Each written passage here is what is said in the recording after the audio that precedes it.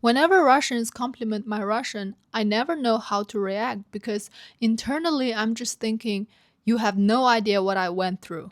I didn't casually pick up Russian from Duolingo or whatever. I majored in it in college, which means at some point I had to learn Russian fast enough to write an actual Russian literature review as my graduation paper in fourth year. So naturally, the suffering started from phonetics. We had this Russian professor from Kazan named Natasha, and she would stand there at the blackboard writing Russian letters and combinations, and we all repeated after her. Then she'd point at random students to read by themselves. My classmates especially struggled with the Russian rolled r sound because most of them didn't have it in their native language. Meanwhile, I was sitting there going,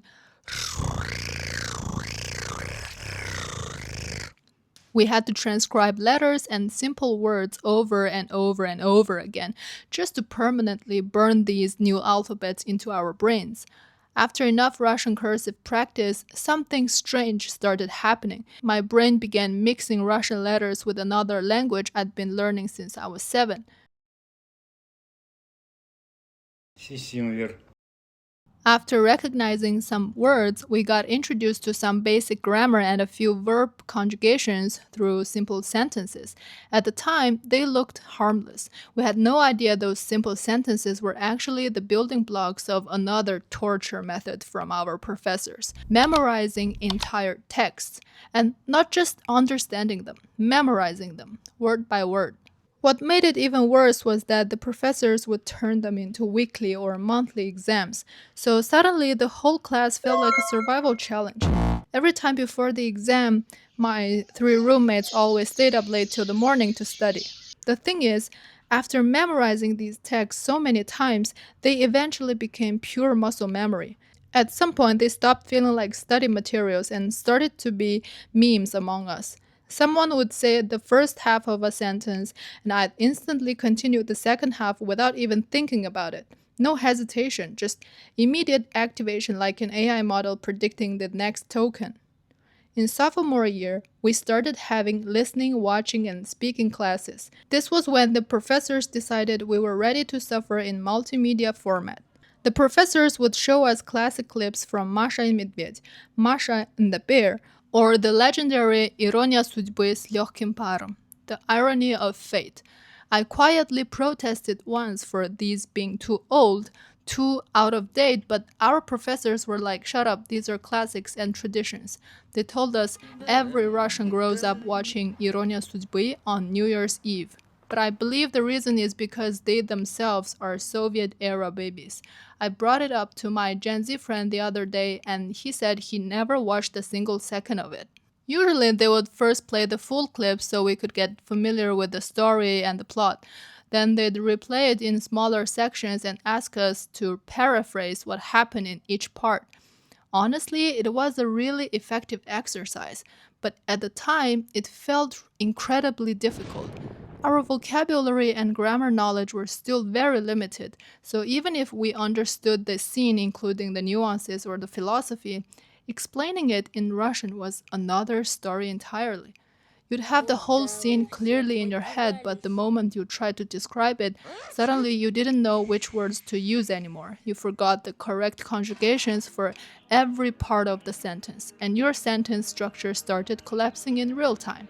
So, what was I doing in my extracurricular time?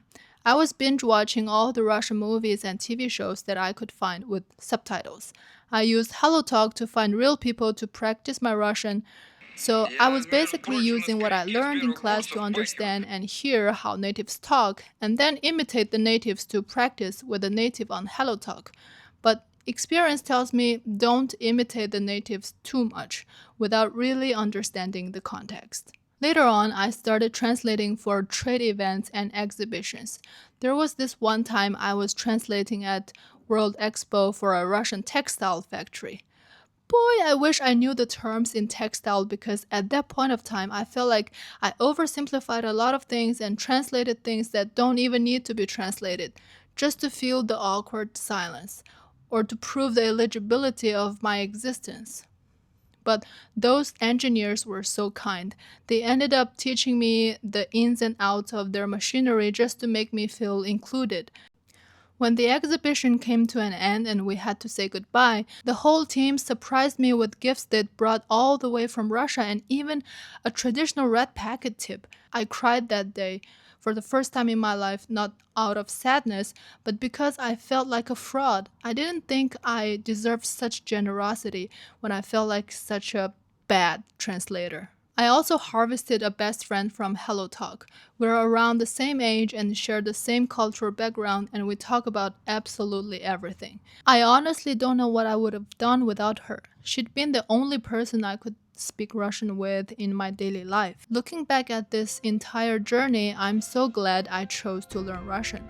It's opened doors I never expected, and it's made me eager to dive into even more languages and cultures. And that's exactly why you're here watching me on this channel. Learning a language isn't just about words, it's about understanding a different way of thinking. It teaches you to stop imposing your own cultural interpretations on others. It honestly makes life so much more colorful. So, my advice: go out there and start learning a new language. Trust me, it changes everything.